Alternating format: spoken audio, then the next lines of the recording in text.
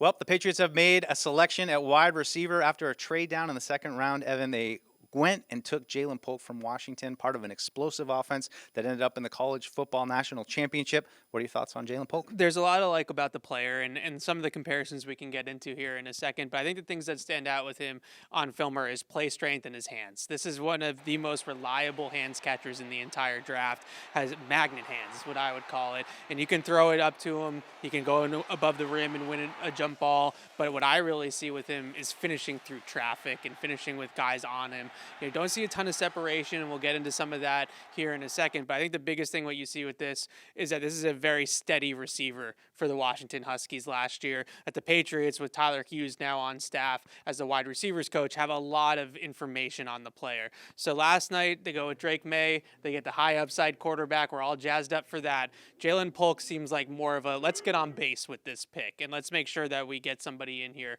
that can catch some passes. Yeah, so we had a chance to talk to Cam Williams just after the pick on Patriots Unfiltered draft coverage, and Cam Williams pointed out monster last year for him, really seemed to blossom there in Washington. Yeah. They obviously had a great year. Roma Dunze, now a member of the Bears as well. We know as well, Michael Penix going to, that's probably the talk of the draft. Right. We don't have to get into that right now, but it seems like that was a big need for the Patriots. He is the 10th receiver, though, on the Patriots depth chart, so there's going to be some serious competition there. Yeah, I think what you hope with him is that he's going to eventually emerge as your wide receiver too. And I know that's frustrating for a lot of Patriots fans to hear that are clamoring like we all are for that top wide receiver. But I think when you looked at the board, those guys were for the most part were gone at this point, or there are some concerns about some of the guys that maybe have that potential that are remaining. So Ja'Lynn Polk is one of those guys that played off of Roma Dunze last year at Washington and put up great numbers as that number 2 chain moving type of inside-outside receiver. So you have one of those players, now they got to go get somebody on the outside that can stretch the field.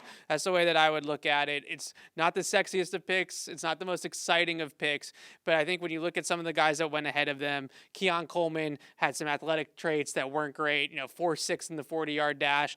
Ladd McConkey, similar player, but doesn't quite have the play strength that Ja'Lynn Polk does and isn't quite as gritty, I would say, as Ja'Lynn Polk. So I don't want to sound like I'm bashing the pick. I just also don't want to sit here and say that they just got this stud wide receiver one. I think the mold that I see him in is more like a Rashee Rice or Kendrick Bourne. Really tough player, great hands, sneaky yak threat, really reliable route runner. Is going to be a good target for Drake May, who seemed to be pretty excited about it as well. Yeah, I'm excited about him. Hey, I think another big board hit for both of us. So, maybe not that number 1 X that everybody's been clamoring for, but certainly a guy who looks like he can play in the league. But real quick, Evan, the Patriots did trade down a little bit. They traded us also a 5th-round pick that moved them back up into the 4th. So 2 4th-round picks, a 3rd-round pick remaining tonight. So a little bit of ammo, maybe to do a little bit more movement if they'd like. Yeah, some pick swaps going on there in that trade. Now they have double 4s, which if you combine those two would be enough to get back into day 2 to make 3 picks tonight if they wanted to do it. Or there are going to be some value there in the 4th round. I look at